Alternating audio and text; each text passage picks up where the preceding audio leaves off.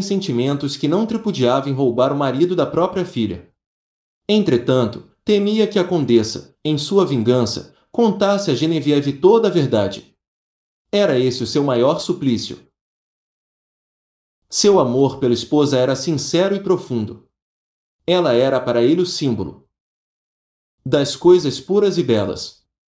Sentia-se tocado de terror só ao pensar que aquela sórdida história pudesse ser-lhe revelada. Se fosse com outra mulher encontraria maneira de explicar-lhe, mas com sua própria mãe, era-lhe sumamente difícil. Enterrou a cabeça entre as mãos em desespero. Pressentia que a condessa não desistiria com facilidade. Resolveu procurar o velho médico amigo. Precisava de conselho e conforto. Encontrou-o em casa e, entre embaraçado e aflito, contou-lhe o desagradável incidente. A situação é delicada, doutor. Temo pela nossa felicidade. O médico sacudiu a cabeça concordando. Tendes razão, barão, a condessa não é mulher que esqueça. Quero crer mesmo que seu orgulho encontra-se ferido. Tem sempre dominado, imposto seus caprichos. Sua beleza tem despertado muitas paixões. O que aconselhais? Tenho vontade de ir para longe com minha família. A fuga apenas contemporiza. Quando temos um inimigo, o melhor é tentar fazer dele um amigo. Foi o que fiz. Mas minha sogra parece que perdeu ponto a razão. Se Geneviève souber a verdade, sofrerá muito e talvez não possa perdoar-me. O médico olhou o rosto torturado do barão buscando estudar-lhe-os sentimentos. Meu filho, nesses casos, é preciso ter coragem e enfrentar a realidade. O melhor que tendes a fazer é contar tudo à senhora baronesa. Gustavo assustou-se. Como? Enlouquecestes? Pois é justamente isso que quero evitar a qualquer preço. Jamais o farei. O doutor Villefort abanou a cabeça exclamando, pois é a única solução possível, se quiserdes evitar males maiores. Escutai-me. Há longos anos conheço a senhora condessa e permiti dizer-vos que seu caráter volúvel, vingativo, mau, sempre evidenciado, não nos tranquiliza de forma alguma. Naturalmente, desde o vosso casamento, tem se preparado para a satisfação desse capricho, do qual não desistirá jamais. Acredito mesmo que envidará todos os esforços para vingar, se caso não consiga o que pretende. Esse é o meu receio. Uma das maneiras talvez seja de contar à filha, a seu modo e em versão sua, essa aventura passada. Penso ainda, que ela vá mais longe, procurando afastar a filha do vosso convívio. Gustavo levantou-se sem poder conter-se e ergueu o punho encolerizado. Se fizer isso, eu a mato. Mato como se mata uma cobra venenosa. Acalmai-vos, senhor barão. Essa seria a pior solução. A senhora baronesa é uma mulher compreensiva e avançada. Deveis procurar contar-lhe tudo. Juntos procurareis solução para o caso. Estou certo que ela a encontrará. Pedis o impossível. Como aparecer aos seus olhos como um conquistador vulgar e leviano de sua própria mãe? O médico suspirou preocupado. O tributo pelos vossos erros passados. Cedo ou tarde teremos que arcar com as consequências das nossas ações. A verdade a fará sofrer menos do que as armadilhas e as intrigas de sua mãe. Gustavo, inquieto, andava de um lado a outro. É esse vosso conselho? Sim, não tendes outra saída. Ou cantais toda a verdade prevenindo vossa esposa, conquistando-lhe a confiança e ajuda, ou tereis que ficar à mercê da condessa e das suas ameaças. Sabeis a que ponto vos poderão levar? Certamente à loucura e ao crime. Meu amor por minha mulher é tão grande que jamais permitirei que alguém nos separe. Ai daquele que se interpuser entre nós.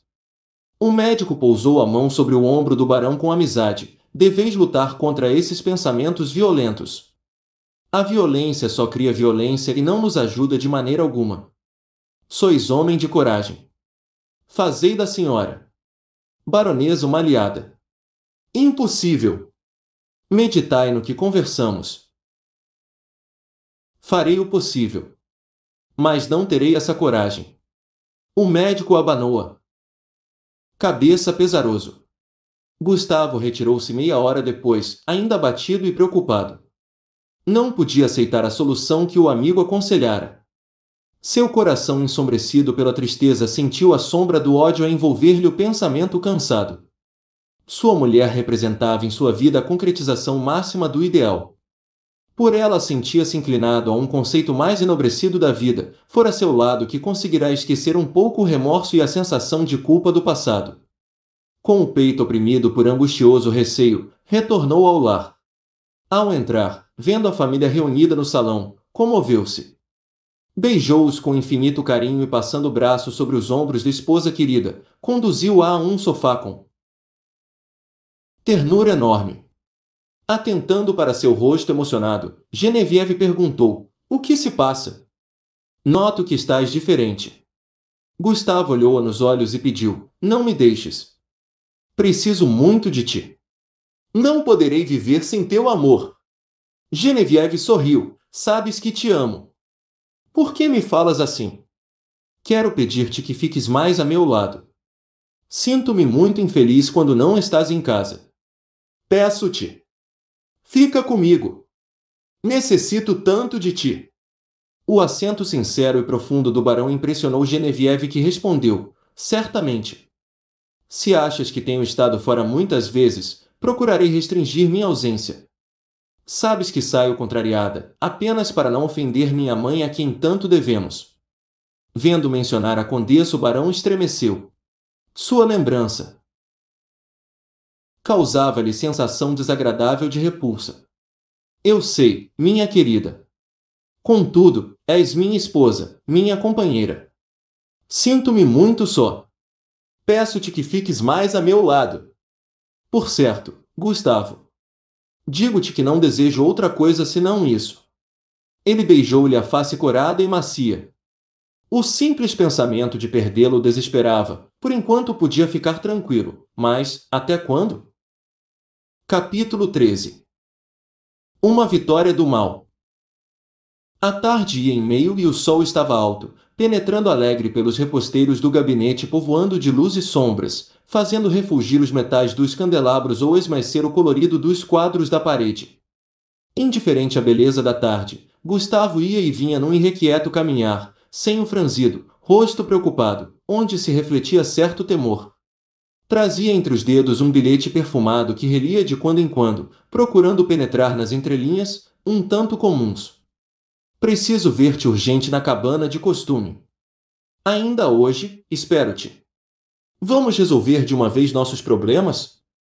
Não estava assinado, mas o barão sabia bem do que se tratava. O que desejaria aquela perversa mulher? Resolveu não ir ignorar o bilhete. O que poderia ela fazer? Talvez seu receio fosse infundado. Se contasse à filha a verdade, ela seria a primeira a ficar em dificuldade, porquanto, além de adúltera, podia acusá-la de querer destruir-lhe o lar. Ao mesmo tempo, sobressaltava-se ao pensar: Genevieve compreenderia? Não iria defendê-la acusando? Conhecia-lhe o profundo amor pela mãe. Temia que a defendesse. Deveria ir? Para quê? Para suportar novas cenas desagradáveis? Não. Não iria. Amarrotou o bilhete e o queimou atirando fora as cinzas. Durante o resto do dia procurou esquecer o fato, mas não estava tranquilo. Foi com horror que viu chegar a condessa, já nos derradeiros raios solares, quando o crepúsculo começava a descer, enchendo de sombras as árvores do parque. Genevieve recebeu-a com a gentileza e alegria habituais e Marguerite parecia alegre e indiferente. Mas no momento em que o barão a ajudava a subir na carruagem, sussurrou-lhe com energia: "Preciso ver-te. Urgente. Vai à cabana amanhã às 16 horas." Procurando disfarçar, conservando o sorriso, Gustavo respondeu: "Não irei. Nunca mais." A condessa não titubeou: "Espero-te. Se não fores, conto a Genevieve toda a verdade." "Escolhe." "Não farás isso!" exclamou ele aterrado. "Sabes que farei. Nada mais me importa agora."